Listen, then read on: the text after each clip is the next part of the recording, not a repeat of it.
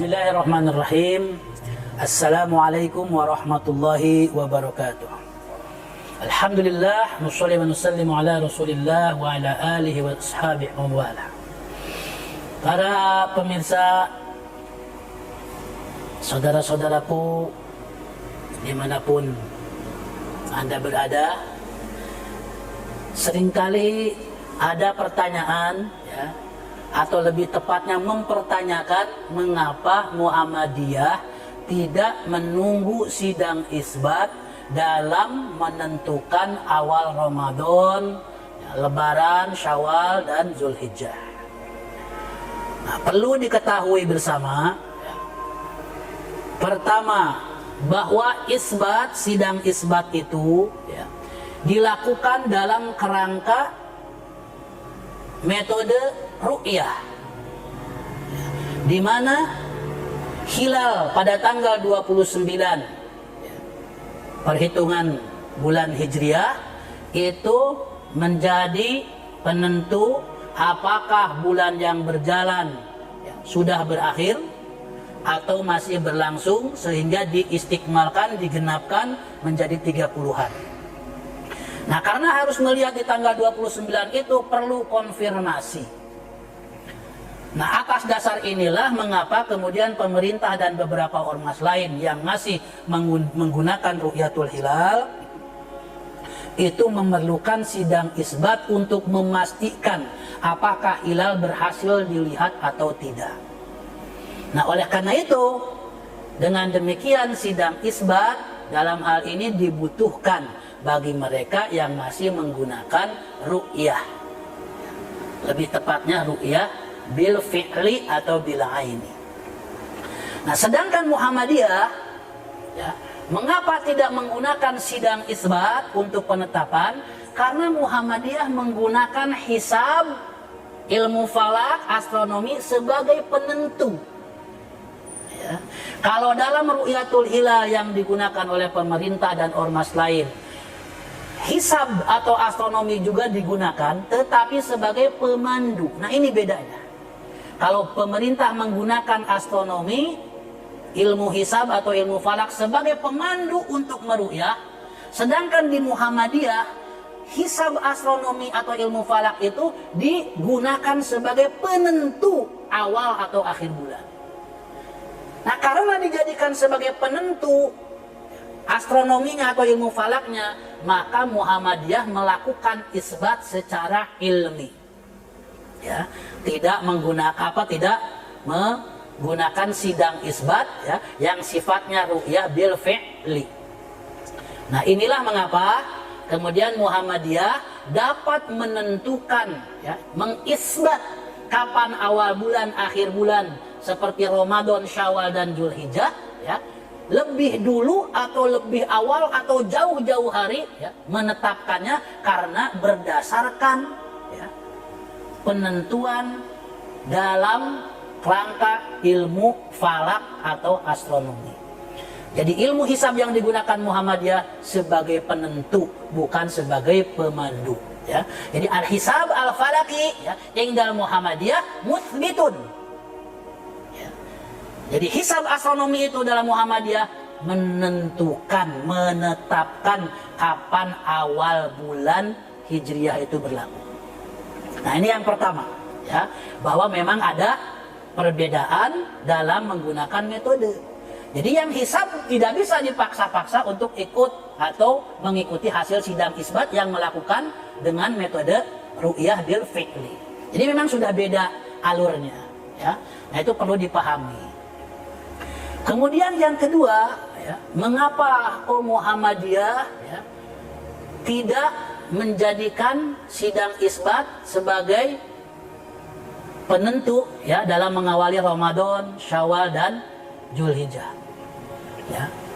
Nah, yang kedua, ingat ya, dalam mazhab-mazhab Islam ya, dari berbagai mazhab yang ada, memang di kalangan para ulama terjadi perbedaan pendapat soal penggunaan ru'yah dan hisab. Ya.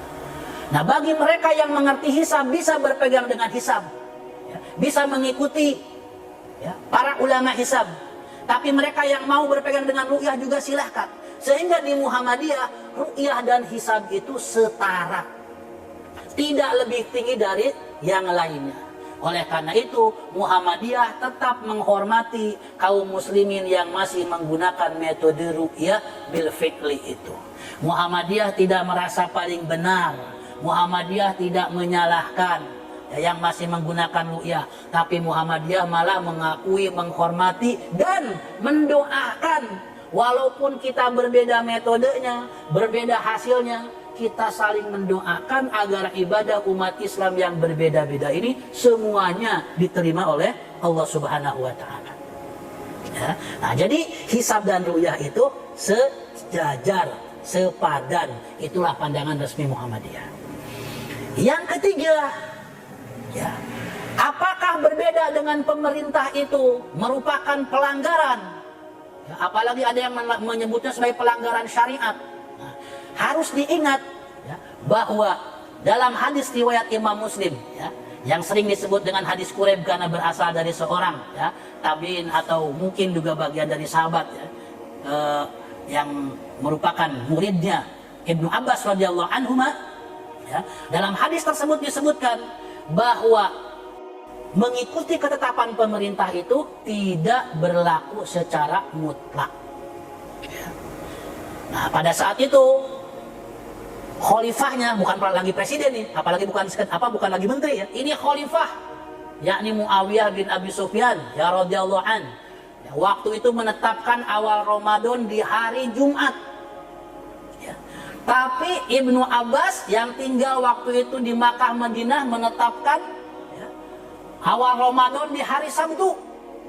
Ya. Nah, apakah itu salah? Ya.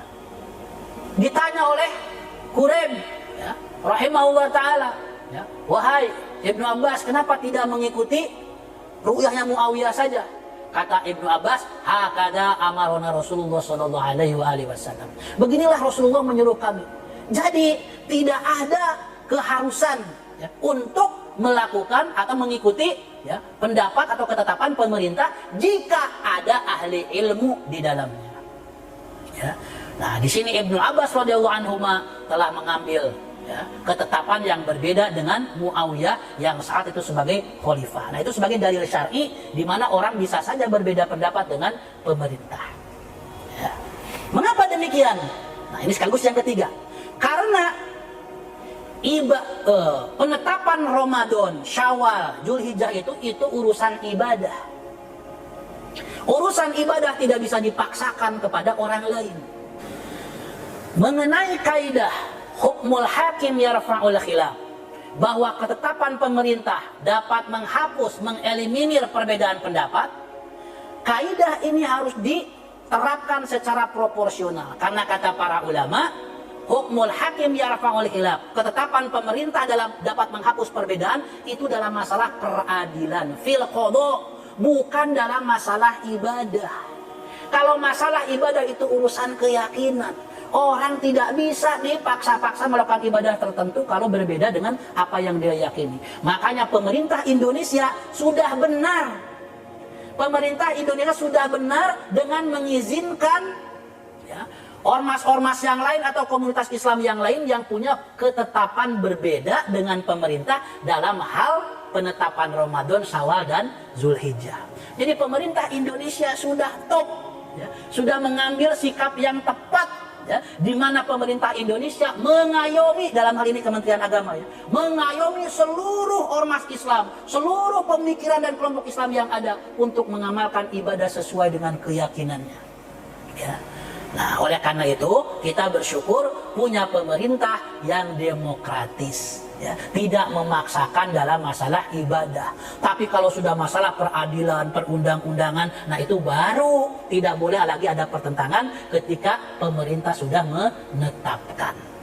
Nah, baik Bapak Ibu sekalian, para pemirsa dimanapun Anda berada, mudah-mudahan beberapa poin ini ya dapat memberikan informasi ya yang memadai bahwa perbedaan penetapan awal bulan ya khususnya Ramadan, Syawal dan Zulhijjah itu merupakan hal yang biasa, hal yang absah dan boleh-boleh saja. Yang penting argumennya dapat dipertanggungjawabkan.